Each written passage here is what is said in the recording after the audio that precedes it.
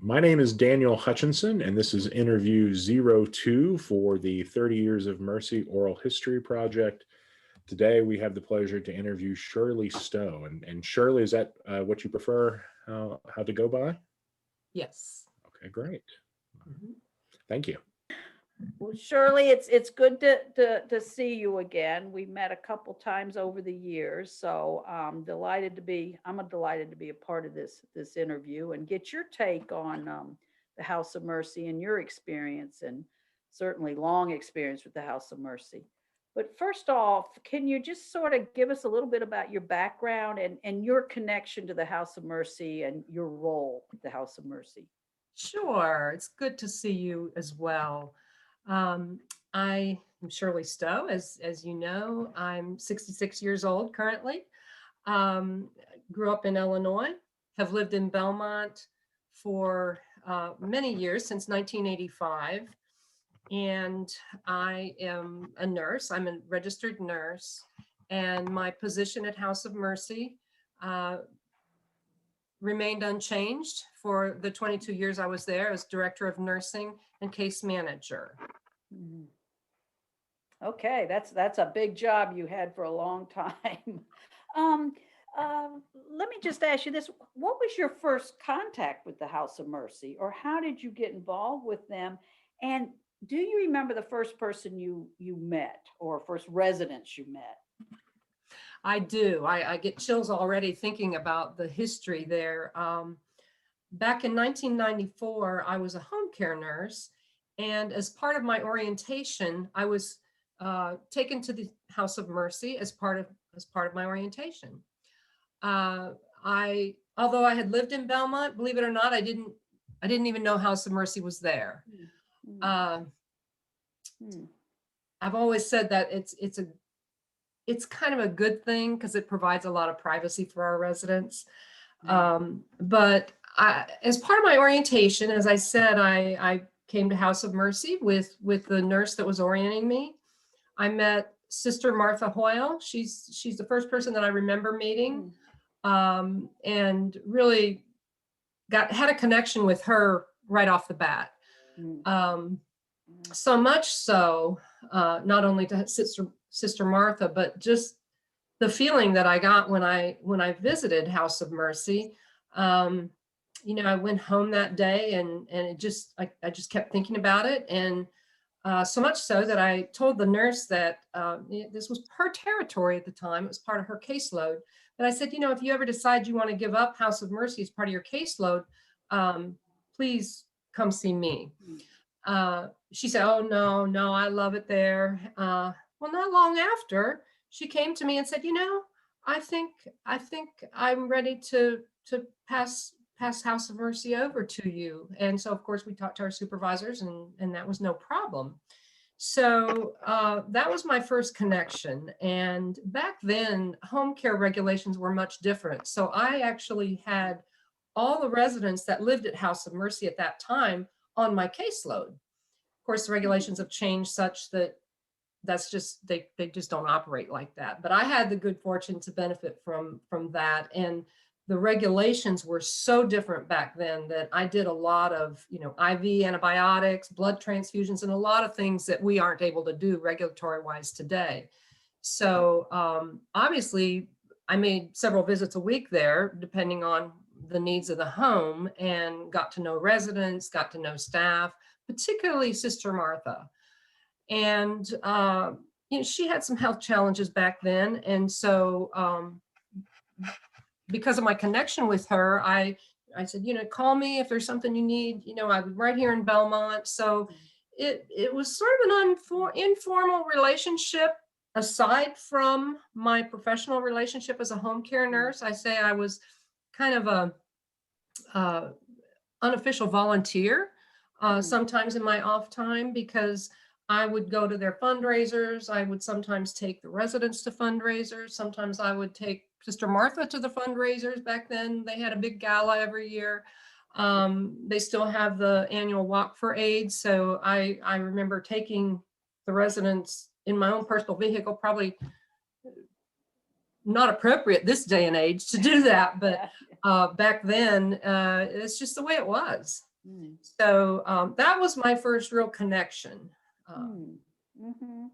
And you said your first impressions, you just had a feeling when you were in the house, your first time in the house, that, well, there's something different. But can you go into that a little bit, that feeling that you Yes. had? And what's interesting is through the years, I had other people say to me, when I come in this house, when I come in this home, I just feel love. And again, I kind of have you kind of have Yeah. chills because it's just so real to some people that are sensitive to that, I think. Mhm. And so therein lies some of the legacy of why House of Mercy is a home, which I think we'll talk more about, Yeah, and not merely a place to get medical care. exactly.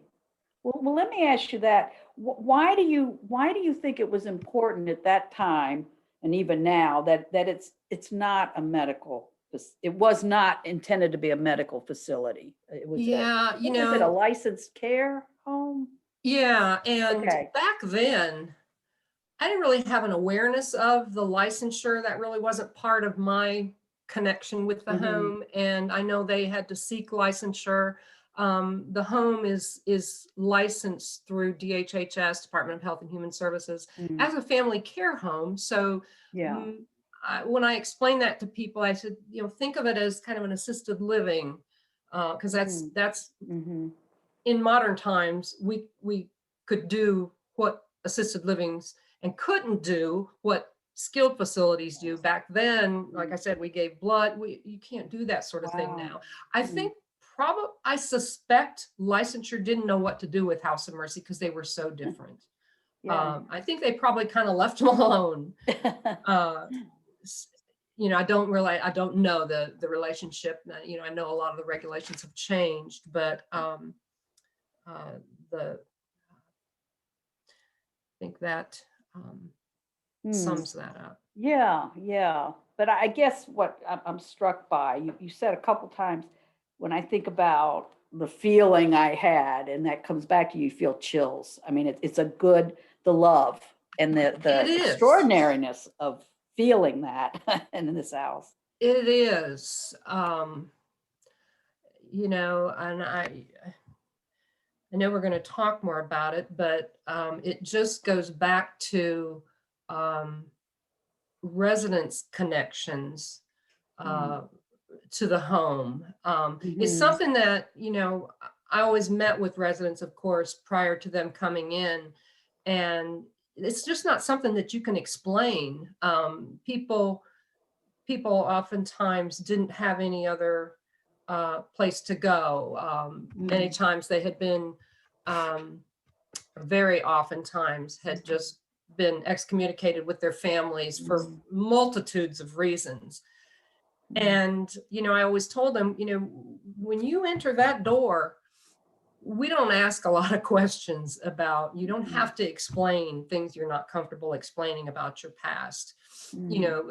I know a lot of things that were in their medical records because that's something that, I would have to go over prior to them to make sure we could meet their care.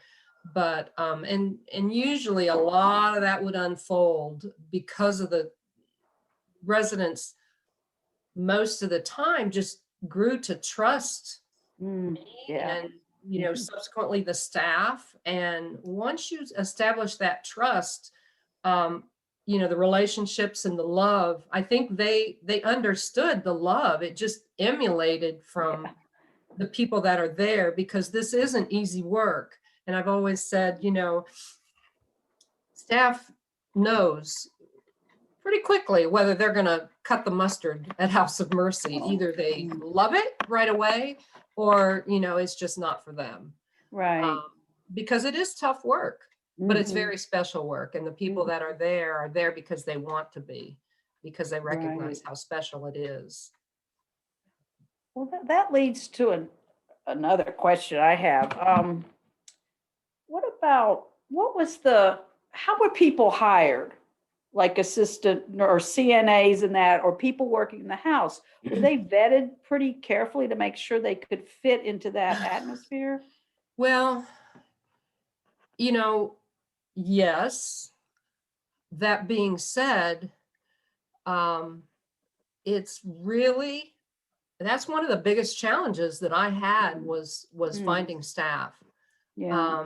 And certainly nowadays with COVID and Mm, you know, and well, yeah. and the regulatory limitations too, um,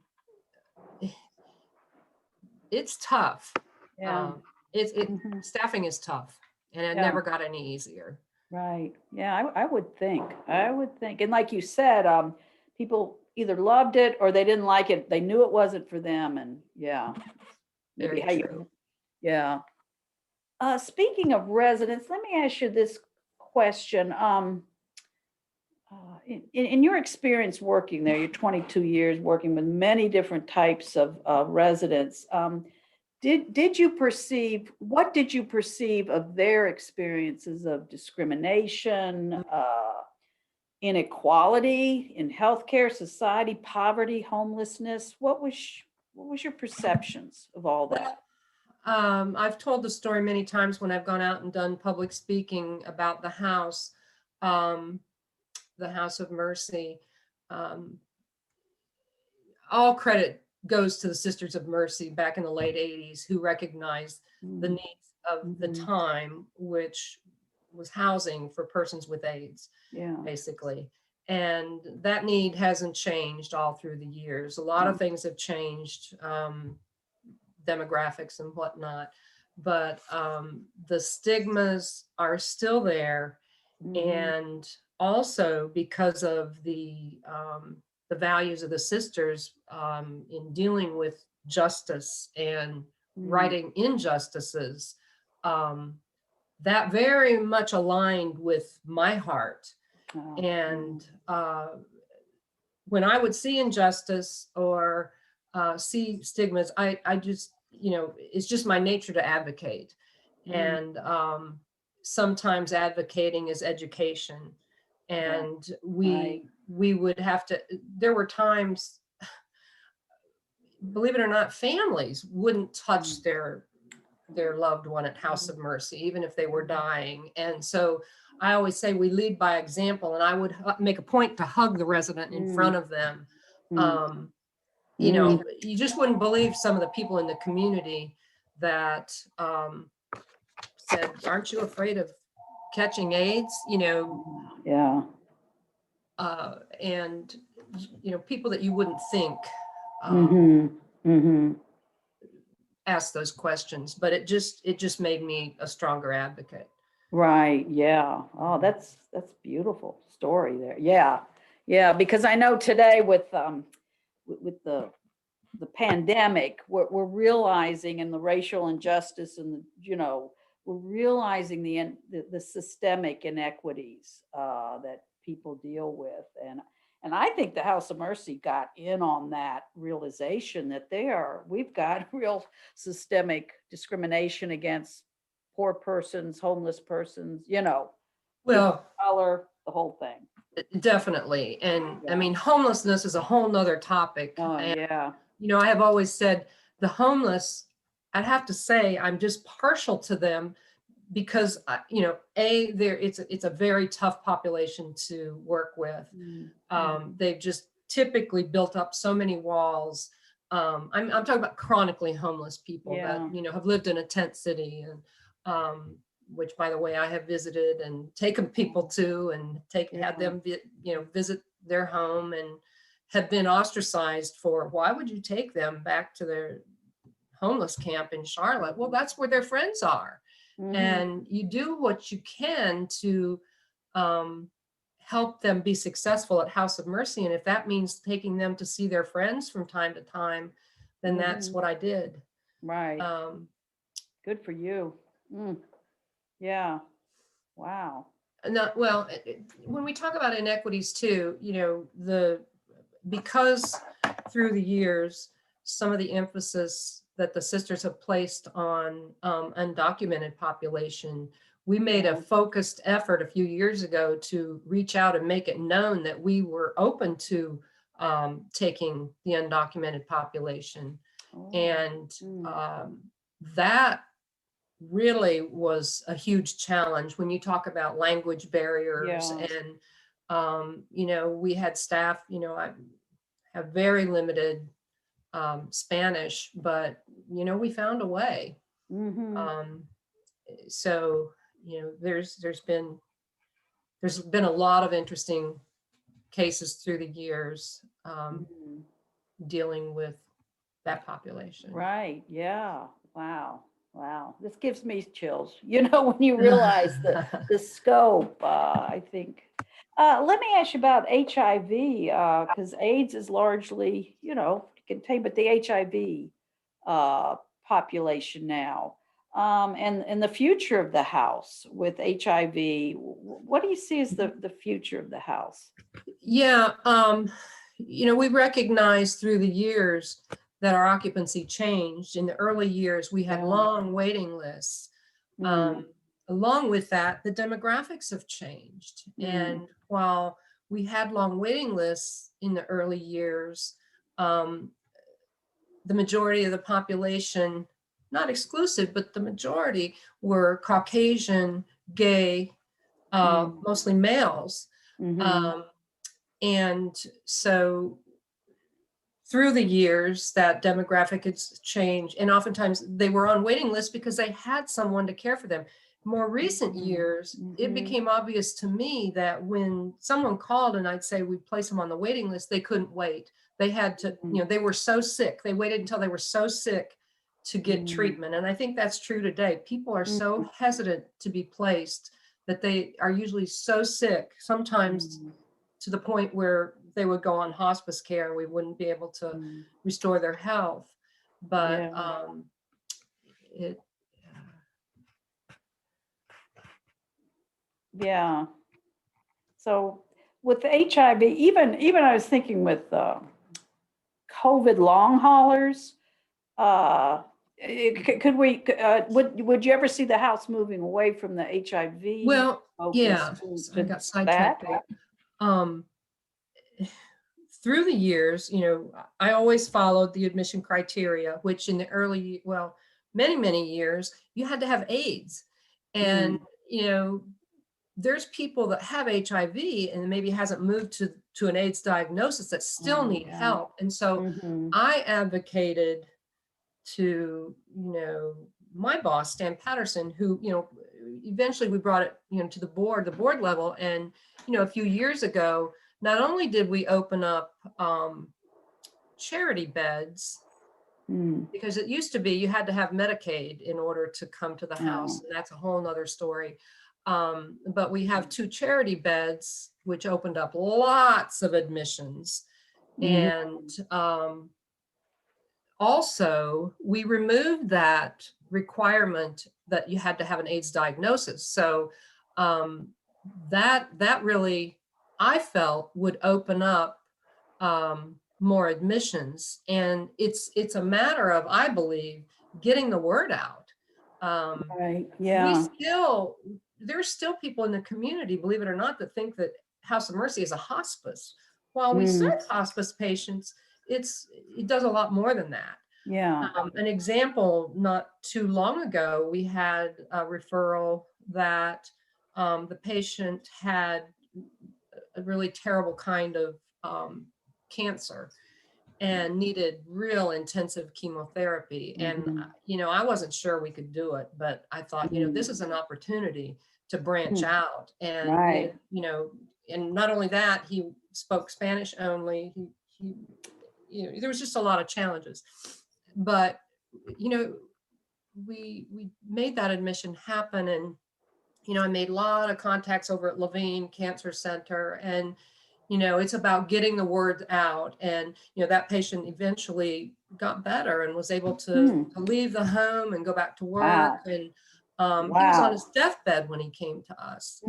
And so, I think the future is staying in line with Catherine McCauley, the foundress of House of Mercy, is meeting the needs of the time. And I think they just, are going to have to continue to keep your eyes wide open and go out Yeah. on a limb and make choices sometimes that's kind of scary, that, you're not sure if it's Uh-huh. going to work, but you don't know if you don't try. Exactly. Yeah. I think of time years ago, one of the first patients that came to House of Mercy, and really we refer to them as residents, but the nurse in me sometimes reverts to patients. Mm. But she was actually a man, but and she was from California. And I said, we can't take somebody sight unseen, but she had a great advocate locally that wanted to bring her sister back to die. And I ended up taking her, and it was a great success for us. I mean, she died at House of Mercy, but she died so happy. I can remember one of the first meals, she came to the table and she started crying, and I thought, oh gosh, what just was wrong? She Mm. just felt like it was a family she never had. Yeah. And, Oh, it's things like that that have just stuck with my heart, that mhm. the impact, you talk about the impact you make on people. Yeah. She never felt that all her life. And Wow. um, She finally got it, got again, it. and up to the house, and people like you, goodness. Yeah, I think what you're talking a lot about, I guess, the healing that comes from love in the heart, that is so much a part of House of Mercy. The physical healing, but the heart healing, the spirit. Yeah, yeah, Very important, yeah, very yeah. important. And I've always said, the success story isn't just, when someone recovers and gets better. It's also dying with dignity and dying surrounded by love. And, Yeah. um, I can remember going to a dingy hotel room in Charlotte off of I-85. I'll never forget it. And hospice had called and said, do you think you could, take a look? And I went into this dark hotel room, and it was this young man. He was in his 20s, and he was there alone. And Oh, we kind of broke all the rules and moved him either that day or the next day. I don't remember, but he died very quickly with that thereafter. And I've witnessed different things like that, where people need a place to be comfortable to let go and die because they're afraid to die right, alone. right. Yeah. Oh, And wow. so Wow. Yeah. Well, I've got a couple more questions, and then let just you, if you have anything else you'd like to say. But I remember there were two dogs at the house. Way back, there was Dickens, and then one Sister Maria Goretti and her hope. sister-in-law. Hope, that's right. Yeah, I just remember Yeah, those I dogs. remember Dickens, and I remember Dickens like it was yesterday. There was a nurse that worked 3 to 11 shift that would come in early every day to walk Dickens in the woods back behind the house, and so Dickens could get his exercise. But Dickens was amazing. He knew when somebody was on their deathbed. He would lie at their doorway, and it he was amazing. And I remember, I finally had to put him to sleep because he was in so much pain. He had so much arthritis. We'd have to pick him up to get him to be able to go outside and walk. And there were many sisters that came with me to put Dickens to sleep. I'll never forget it. Yeah. Then Hope, Sister Maria Gretti, who I worked with at the time at the home, brought Hope to the home. And I ended up, potty training her and keeping her at my house, and would take her to work when she was a puppy.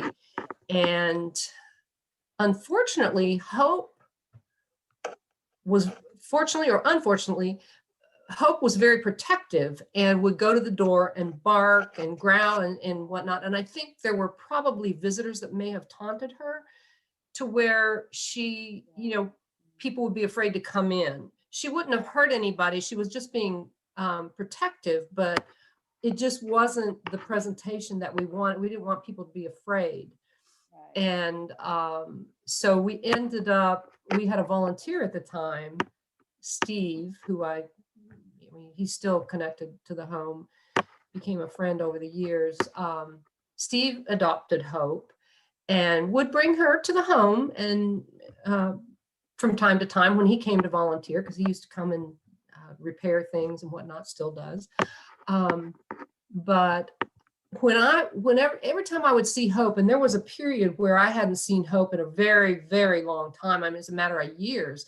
And we ended up, I saw Steve at a visitation for a caregiver that had died. This has been many years ago.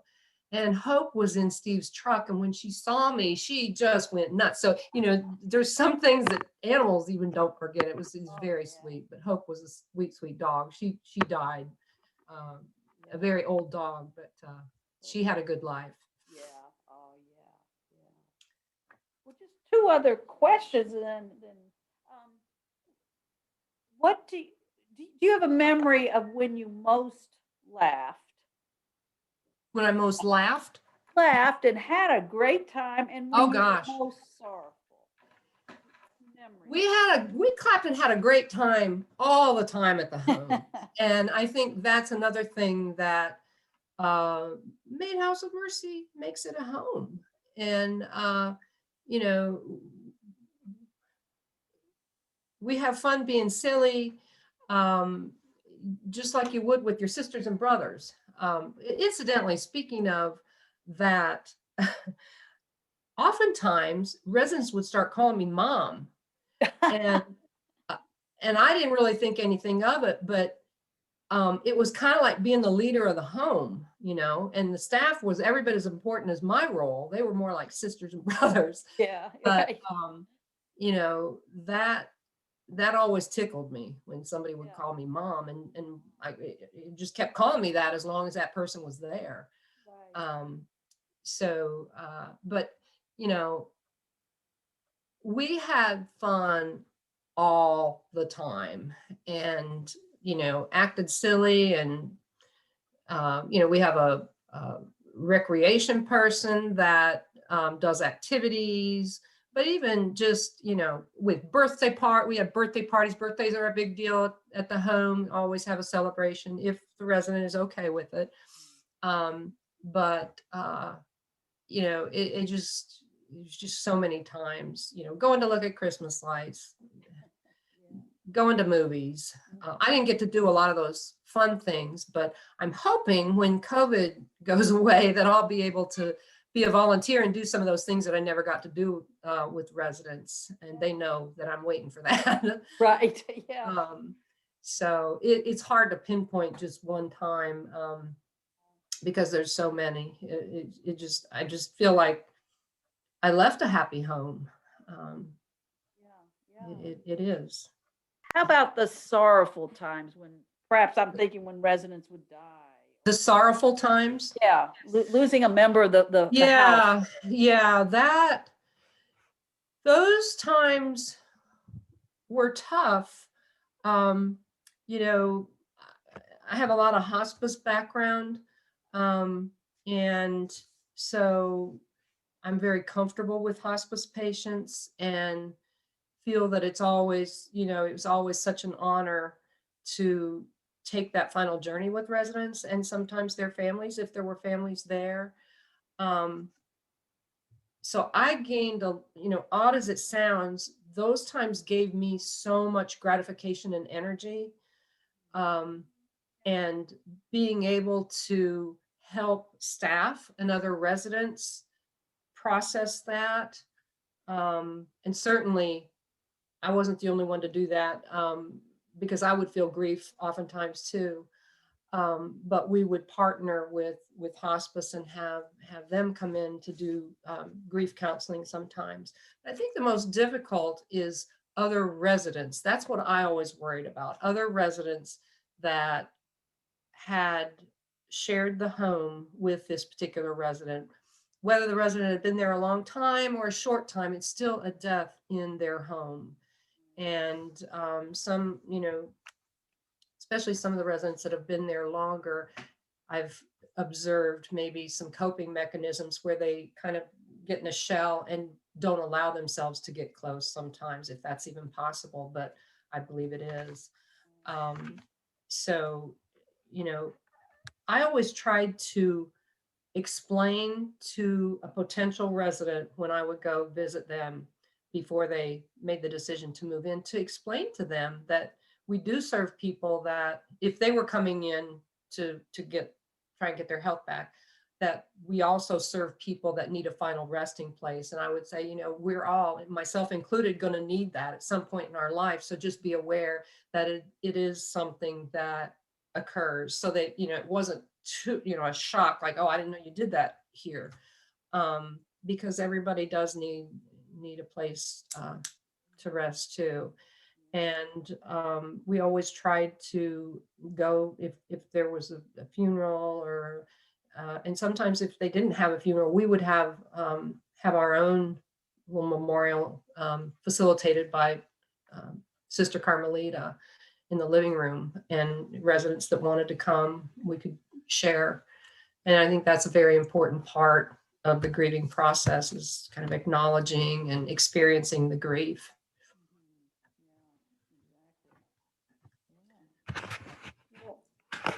I don't have any more questions. Is there anything else or I've left out or you want to say, Shirley?